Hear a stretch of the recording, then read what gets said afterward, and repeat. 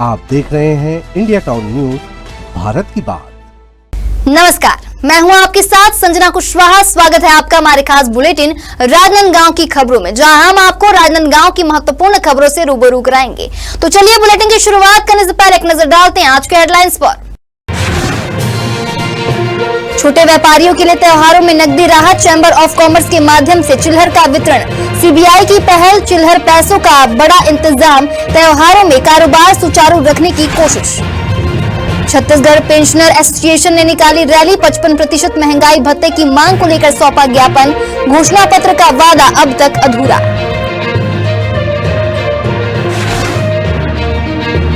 Chikhli police की महत्वपूर्ण कार्यवाही, शांति भंग करने वाले 2 बदमाश गिरफ्तार, अपराधियों के खिलाफ अभियान जारी।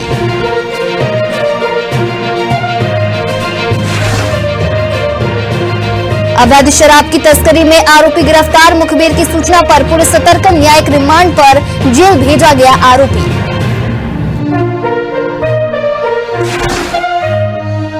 किरण साहू के नेतृत्व में मंत्रियों से मुलाकात, 7 सभापति ने रायपुर में विकास पर चर्चा की। जिला पंचायत की बैठक में क्षेत्र विकास पर जोर। तो चलिए बढ़ते हैं राजनांदगांव की महत्वपूर्ण खबरों की ओर। आगामी दीपावली त्योहार को ध्यान में रखते हुए क्षेत्र में शांति व्यवस्था बनाए रखने के लिए चलाए जा रहे सतत अभियान के तहत राजनांदगांव की चिखली पुलिस ने 2 बदमाशों को गिरफ्तार कर आरोपियों को न्यायालय में पेश किया है।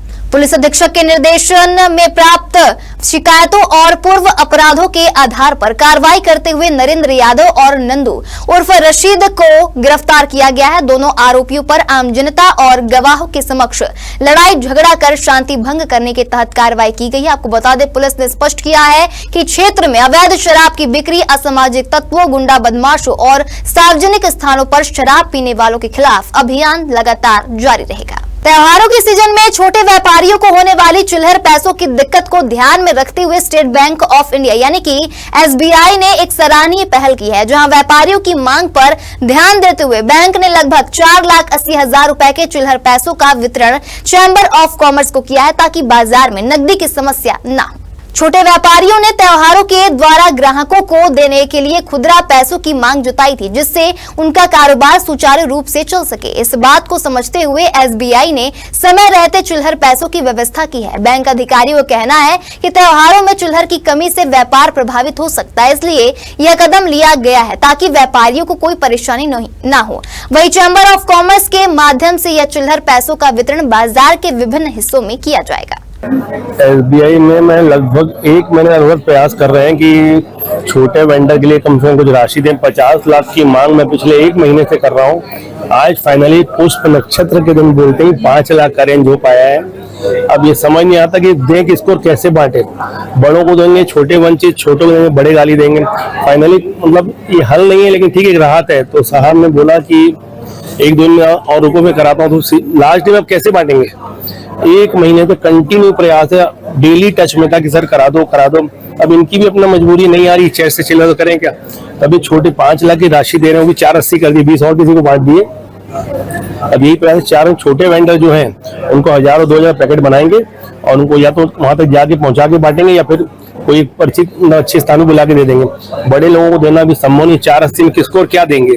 और बड़े लोगों को 2-5 हजार में कुछ होगा नहीं। वो मांगते हैं 20,000, 25,000, 50,000, जो संभव नहीं है। तो छोटे वेंडर, सब्जी वाले, फ्रूट मार्केट, चाय वाले ठेले 5 उनको देंगे। बाकी व्यवस्था भी 2-3 बनेगी बताएंगे। कौन से चिल्लर मिल रहे हैं और चिल्लर मार्केट में नहीं होने से व्यापार पे क्या फर्क पड़ता है? व्यापार में छोटे लोगों को बहुत ज्यादा, क्योंकि ना स्कैनर है, ना उनको डिजिटल कुछ आता है और ना उनकी बैंक का अप्रोच है। आखिर जाएंगे कहाँ? उनका आखिर वो चैम्बर के पास ही आएंगे ना। तो चैम्बर का पहला प्रयास है छोटे वेंडर को ही देना है। भले बड़े 2-4 गाली देंगे हमको देने दो, लेकिन छोटों का काम त्योहार में उनको त्योहार खराब ना हो। एक्चुअली चिल्लर की दिक्कत बहुत दिन से, मैंने 2-3 महीने से चल रहा है और हमने भी कोशिश किए थे कुछ कॉइन्स मंगाने के लिए।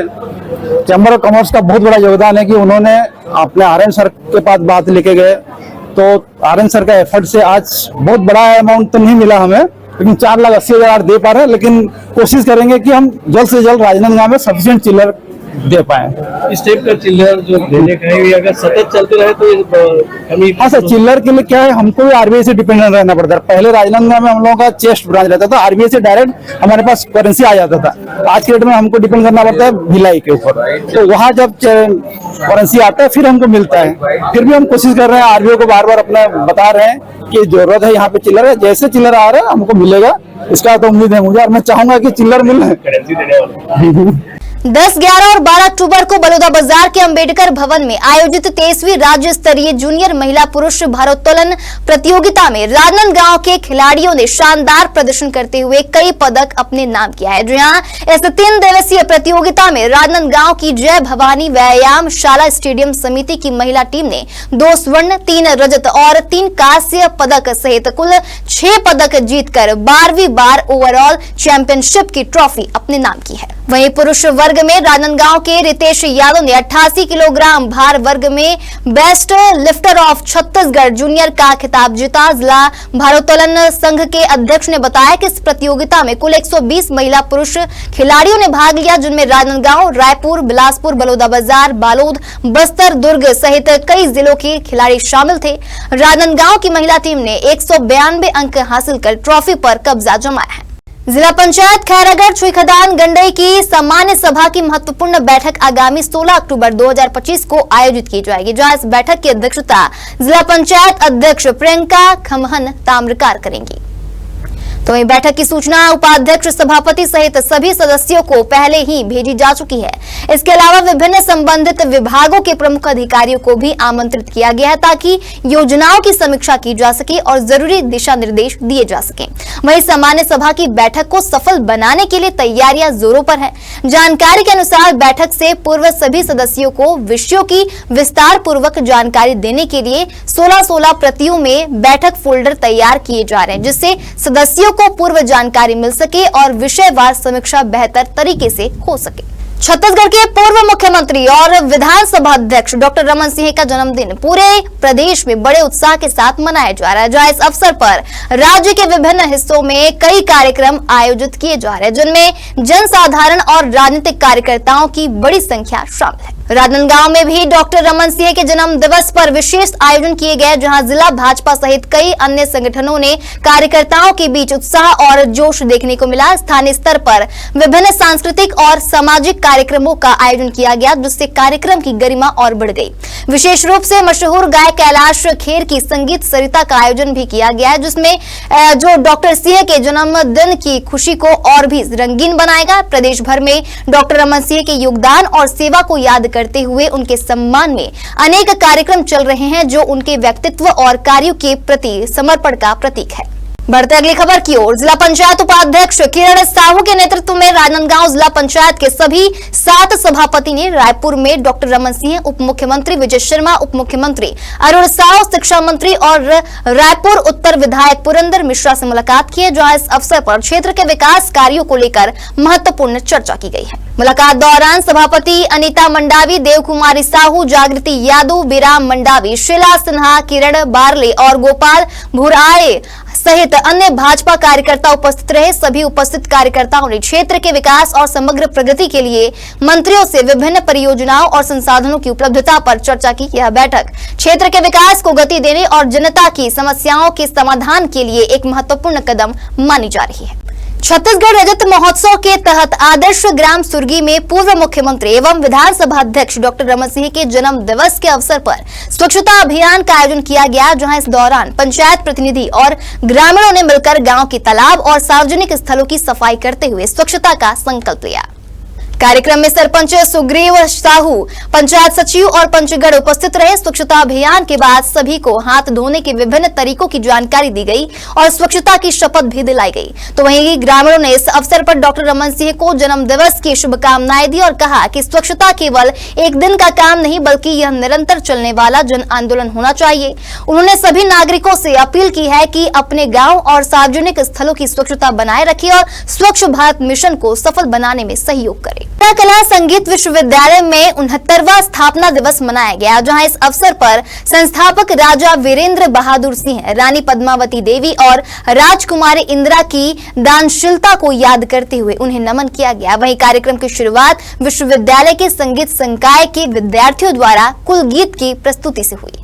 कार्यक्रम में अपने उद्बोधन में कुलपति प्रोफेसर लवली शर्मा ने कहा कि इंदिरा कला संगीत विश्वविद्यालय कला और शास्त्र के अद्वितीय समन्वय का प्रतीक है। उन्होंने इस संस्थान के पहले कुलपति डॉक्टर के.एन. रातजनकर के योगदान को याद करते हुए कहा कि उनके प्रयासों से यह विश्वविद्यालय आज अंतर्राष्ट्रीय स्तर पर अपनी पहचान बना चुका है। उन्होंने इसे विश्व का श्रेष्ठ कला विश्वविद्यालय बनाने के संकल्प को दोहराया है। दीपावली जैसे बड़े त्योहार से ठीक पहले भी खैरागढ़ का बाजार इस बार पूरी तरह सूना नजर आया। आपको बता दें, पुष्य नक्षत्र जिसे शुभ खरीदारी का दिन माना जाता है, उस दिन भी बाजार में अपेक्षित भीड़ नजर नहीं आई। आमतौर पर इस दिन ग्राहकों की भीड़ से गुलजार रहने वाला बाजार इस बार सन्नाटे से घिरा रहा। बाजार में भले ही कुछ लोग खरीदारी की नियत से पहुंचे थे, लेकिन महंगे दामों ने जेब पर ऐसा असर डाला कि बिना कुछ खरीदे ही लौटना पड़ा। खासकर सोना चांदी के भाव आसमान छू रहे हैं, जिससे सराफा बाजार पर भी गहरा असर पड़ा है। खैरागढ़ व्यापारी संघ के अध्यक्ष ने बाजार की इस स्थिति के पीछे ग्रामीण अर्थव्यवस्था की बदहाली को जिम्मेदार ठहराया। उन्होंने कहा कि इस साल खरीफ फसल बर्बाद हो गई है और धान खरीदी 15 नवंबर तक टाल दी गई है। किसानों के पास नकदी नहीं है, ऐसे में बाजार में ग्राहक कहां से आएंगे। वहीं सत्ता पक्ष का दावा है कि सरकार द्वारा जीएसटी दरों में कटौती से बाजार में सुधार होगा। हालांकि जमीन पर हालात इससे अलग हैं। व्यापारी मायूस है और ग्राहक खाली हाथ लौट रहे हैं। भैया, जब से भारतीय जनता पार्टी की सरकार आई है तब से हर वर्ग परेशान है। व्यापारी हो, चाहे किसान हो, चाहे आम नागरिक हो, या जो भी हो, चाहे सरकारी कर्मचारी हो, सब परेशान है। आज बिजली बिल कितना भीड़ बढ़ गया। पहले बिजली बिल हाफ आता था सरकार में, अब आधा पूरा बढ़ा दिए है। आज आदमी बिजली बिल पटाए तो व्यापारी लोग क्या करे, किसान लोग क्या करे। सोयाबीन खराब हो रहा है, मनी मिल कहाँ से खरीदी करे, पूरी मार्केट खाली। आज अभी कुछ न सख्त रहे, बाजार कितना रौनक भीड़ है। अरे हर वर्ग परेशान है भारतीय पार्टी सरकार के। ना तो पंचायतों में कोई प्रकार काम आ रहा है, न कोई विभाग में काम। पूरा वित्त विभाग जीरो ऐसा लगता है। अब देने के लिए महिला लोग को दे रहे हैं और उसके बाद उससे डबल बिल वसूली कर रहे हैं, क्या जा रहे हैं। महिला से लेके हर वर्ग परेशान है इसके लिए। सबसे पहली बात तो किसानों पर जो विपत्ति आई है, फसल नहीं हुई है और गवर्नमेंट भी 1 नवंबर को खरीदने वाली 15 नवंबर कर दी। उसके बाद सोने चांदी के रेट इतने ज्यादा अनाप शनाप हो चुके हैं कि लोगों की पहुंच के बाहर हो चुका है सोना चांदी। अब और ऐसा पूछा जाए तो सब जो भी कपड़े की दुकान हो, चाहे भी जो भी दुकान हो, उसमें भी कोई विशेष ग्राहकी नहीं है। इस साल क्या है कैसा है कुछ समझ नहीं आ रहा है। और मार्केट एकदम, आज पुष्प नक्षत्र इतना बड़ा त्योहार है, उसके बाद हर व्यापारी यहाँ पे खाली बैठा है, गप मार रहा है केवल, इससे ज्यादा कुछ नहीं किया। छत्तीसगढ़ पेंशनर एसोसिएशन ने अपनी विभिन्न मांगों को लेकर राजनांदगांव में रैली निकाली, जहां रैली की शुरुआत शहर के प्रसिद्ध प्यारेलाल चौक से हुई, जो शहर के प्रमुख मार्गों से गुजरती हुई कलेक्टर कार्यालय पहुंची। इसके पश्चात एसोसिएशन के प्रतिनिधियों ने कलेक्टर को ज्ञापन सौंपा।